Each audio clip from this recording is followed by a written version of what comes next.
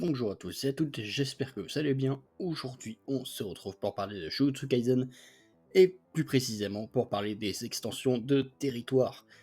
Enfin, une vidéo donc pour parler de toutes les extensions de territoire qu'on a pu voir dans le manga et dans l'anime.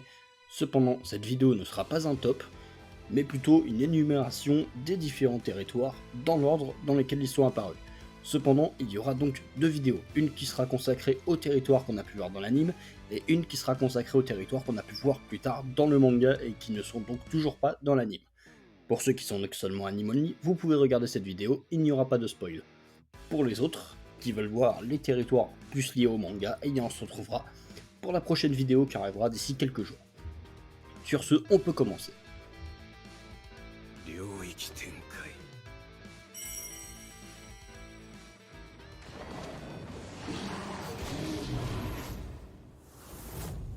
福間水氏 Le territoire de Ryumen Sukuna, premier territoire que l'on voit dans le manga, bien qu'au début, justement lorsqu'il est apparu, nous n'avions aucune information sur les techniques de territoire. C'était quelque chose qui était complètement nouveau, et lors de l'apparition du territoire de Sukuna la première fois, on n'a pas spécialement eu d'informations ou d'explications sur ce qu'est un territoire et encore moins sur celui de Sukuna. Pour cela, il faudra attendre l'arc de Shibuya, avec le combat contre Magora qui vient de se dérouler il y a très peu de temps dans l'anime. Et c'est à ce moment-là qu'on va comprendre comment fonctionne le territoire de Sukuna qui est vraiment exceptionnel. Pour commencer, on a donc un territoire qui de base ne possède pas de barrière, ce qui est une chose assez étonnante, puisque normalement un territoire se trouve forcément à l'intérieur d'une barrière. C'est un espace confiné justement lié à l'utilisateur, mais qui ne peut exister normalement que dans une barrière. Cependant pour Sukuna ce n'est pas le cas, il impose son territoire dans la réalité, et il n'y a donc pas de barrière. Cela fait qu'il y a donc deux choses à retenir par rapport au territoire de Sukuna. La première étant que vu qu'il n'y a pas de barrière, eh bien tout le monde peut sortir quand il veut sans avoir besoin de détruire du coup une quelconque barrière.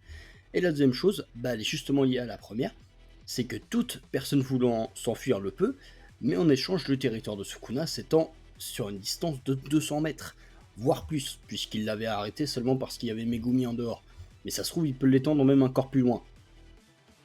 Et ça, c'est quand même assez exceptionnel. 200 mètres, c'est quand même une grosse distance. C'est pas tous les exorcistes qui pourront sortir s'ils sont au centre du territoire. C'est-à-dire que si t'es au centre, et il y a au moins 100 mètres à traverser du coup, forcément. Donc, c'est pas forcément si simple que ça. C'est-à-dire que oui, il est possible de s'enfuir, mais globalement, il est possible seulement si tu es proche de la limite. Sinon, c'est terminé pour toi. Puisque même s'il n'y a pas de barrière, eh bien les techniques de base du territoire s'appliquent ici. C'est-à-dire la base du territoire, l'effet de coup sûr. Les sorts lacération et découpe de Sukuna sont ici efficaces. Enfin, lacération et dissection, je crois qu'ils les appellent comme ça dans l'anime. Dans le manga, ça change de temps en temps en fonction des trades, mais voilà. Donc lacération et dissection. La technique de lacération qui va permettre de découper tout ce qui comporte de l'énergie occulte, donc bien sûr tout ce qui est humain et fléau, et la technique de dissection qui elle va du coup découper tout ce qui est bâtiment, des choses qui ne possèdent pas d'énergie occulte.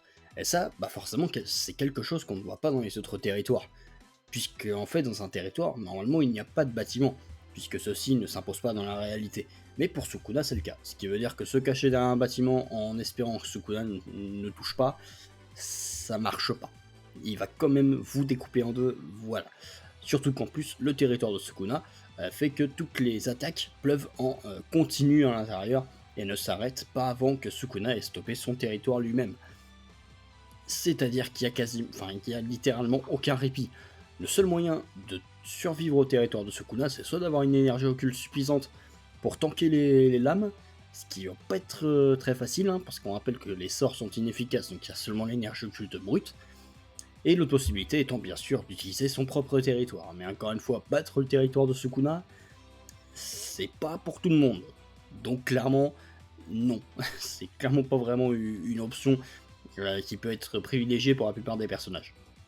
On a donc déjà un des territoires les plus dangereux du manga, probablement dans le top 5. Et attention, ici je parle bien sûr du territoire, et non pas de Sukuna en lui-même. La puissance du territoire n'est pas forcément égale à la puissance de l'exercice. C'est deux choses différentes. Un territoire peut gagner sur un autre même si l'exercice de base était moins puissant. Ça c'est quelque chose qu'on a déjà pu nous expliquer dans l'anime ou dans le manga, donc voilà, c'est quand même à prendre en compte. 領域展開 Le territoire de Jogo, le deuxième territoire que l'on a pu voir dans l'anime et dans le manga, mais surtout le premier territoire à avoir été expliqué. C'est à ce moment-là que Satoru va nous faire son petit discours pour nous expliquer le fonctionnement d'une extension de territoire. En ce qui concerne celle de Jogo, eh bien, il s'agit d'un espace volcanique qui va littéralement cramer tout ce qui se trouve à l'intérieur, n'ayant pas suffisamment d'énergie occulte pour se protéger. Rien que le fait d'y rester, sans même se prendre le moindre sort, fait que vous allez cramer. Et ça, c'est quand même plutôt vénère, c'est-à-dire que juste le fait d'y rester, vous êtes mort. Donc voilà. Et en plus de ça, Jogo peut bien sûr lancer ses sorts de flamme, qui auront du coup un effet de coup sûr et qui vont vous atteindre garanti, sans pouvoir être contré ou esquivé. Et ça, ça fait très mal. On a pu le voir dans la saison 2 de Jujutsu Kaisen, quand Nanami et son équipe se sont pris ce territoire dans la tête, et les sorts de Jogo, autant dire que ça leur a fait plutôt mal.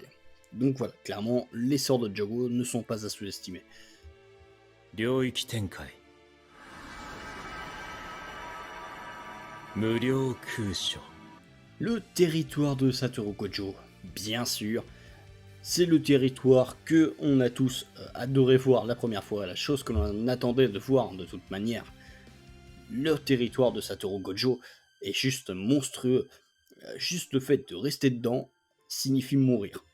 Puisque le principe de ce territoire, c'est que la personne se trouve à l'intérieur, ou les personnes se trouvent à l'intérieur n'étant pas en contact avec Satoru Gojo, vont tout et rien ressentir.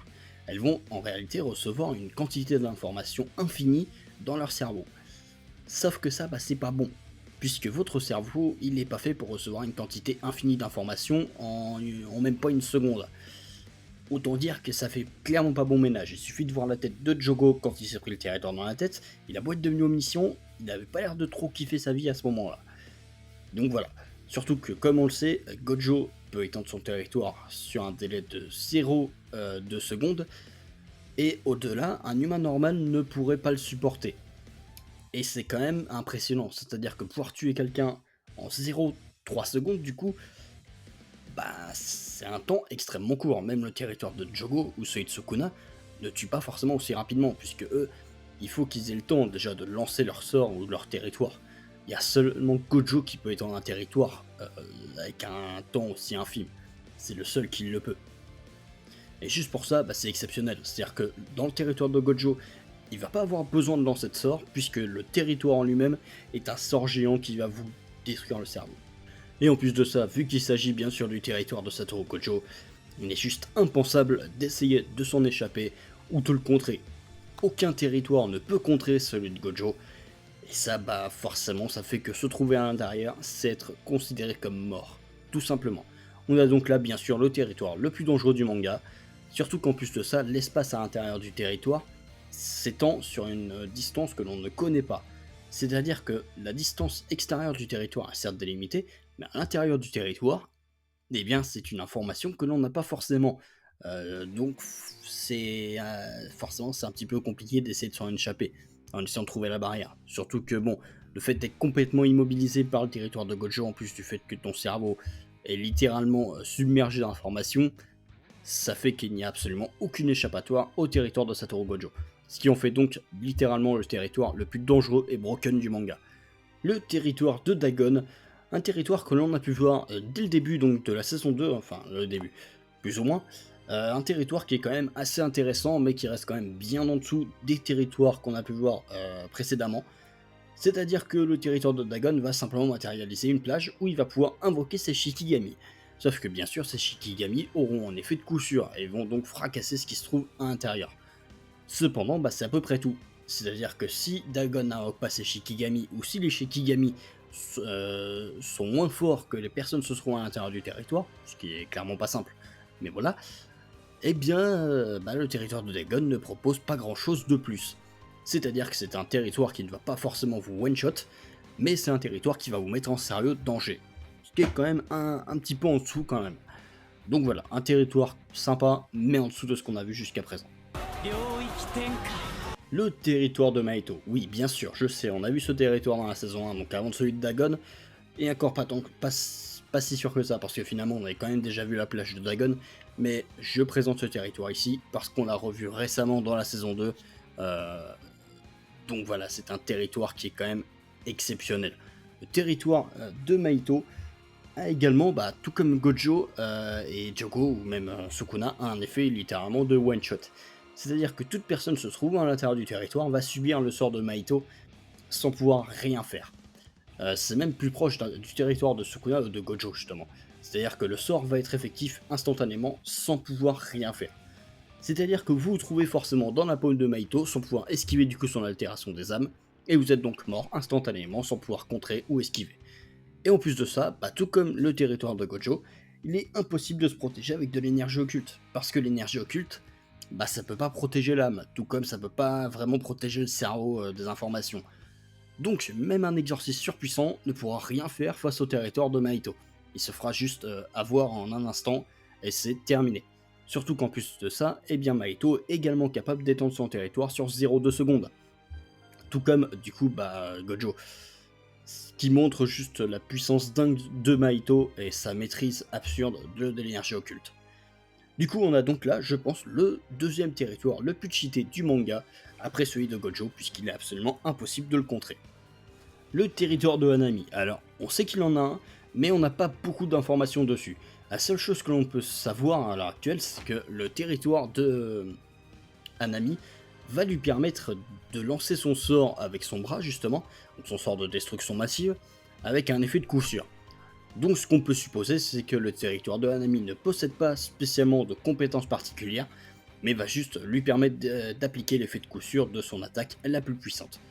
Et c'est tout de même une utilisation assez intéressante du territoire, qui va permettre lui aussi en quelque sorte un one-shot, bien que pour le coup il soit possible de s'en protéger avec de l'énergie occulte, ce qui fait qu'un exorciste suffisamment puissant pourra tanker le coup et va du coup pouvoir gérer Hanami à l'intérieur de son territoire.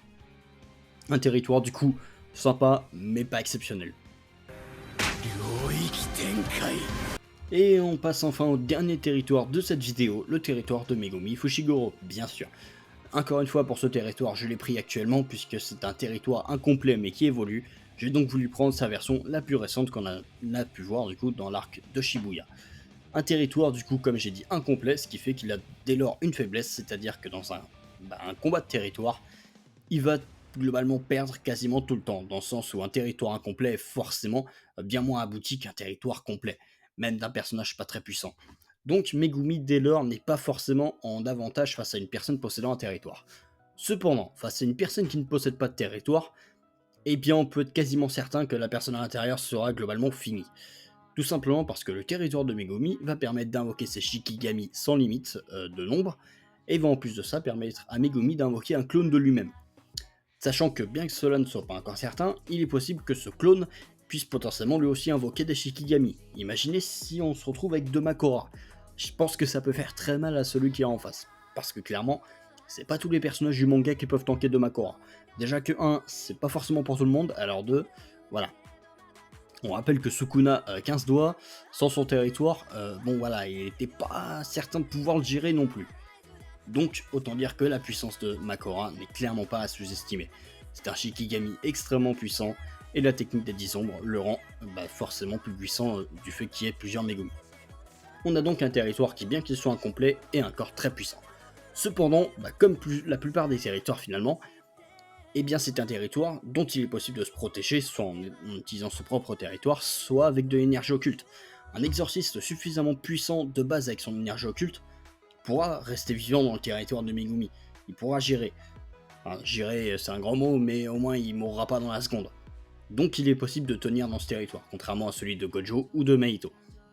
On a donc un territoire qui reste très puissant aujourd'hui, mais qui a encore un potentiel à développer, et je suis certain bien sûr que ce potentiel sera développé plus tard, et j'ai hâte de voir ça comme tout le monde je pense. Voilà, on en a fini pour les territoires, et puis je pense du coup qu'on va faire une petite tier list rapidement du coup des territoires qu'on a pu voir dans l'animé, pour vous donner un petit ordre d'idée de ce que valent un peu les territoires à l'heure actuelle. Et voici donc ce que ça donne au niveau de la tier list. Alors je précise ici, je parle seulement des territoires, et je ne cherche pas à confronter les territoires entre eux, mais à voir les effets des territoires sur une personne normale ou un exorciste du coup sans territoire. Le but n'est pas d'opposer les territoires entre eux ici, puisque c'est quasiment impossible, excepté pour ceux qui se sont opposés entre eux. Sinon, il est très compliqué de savoir qui gagnera un duel de territoire. Du coup ici, on retrouve bien sûr Gojo et Mahito tout en haut, puisque leur territoire offre littéralement un one-shot garanti, sans la moindre chance que l'adversaire puisse en sortir. Il y a 0% de chance que l'adversaire puisse tenir le coup. En dessous, on retrouve bien sûr les territoires de Sukuna et de Joko, qui ont des effets assez similaires, c'est-à-dire que c'est des territoires qui vont tuer quasiment à coup sûr, mais il y a quand même une petite chance de s'en sortir, dans le sens où celui de Joko, avec une énergie occulte suffisante, il va être possible de tenir, bien que ce sera très compliqué, et pour celui de Sukuna, il y a évidemment cette faille qui fait que il est possible de sortir du territoire de Sukuna. Et également, une personne avec énormément d'énergie occulte pourrait potentiellement le tanker un minimum. En dessous, j'ai mis le territoire de Megumi, puisque je voulais pas le mettre au même tiers que Dagon et Anami, puisqu'il y a encore un potentiel à développer au niveau de son territoire. Donc je me suis dit que là, il était bien. Et en dessous, j'ai mis Dagon et Anami, qui ont globalement des territoires sympathiques, mais ne proposant pas beaucoup de choses. Je pense donc pour l'instant que pour les territoires qu'on a vus dans l'anime, ça donne à peu près ça au niveau du classement.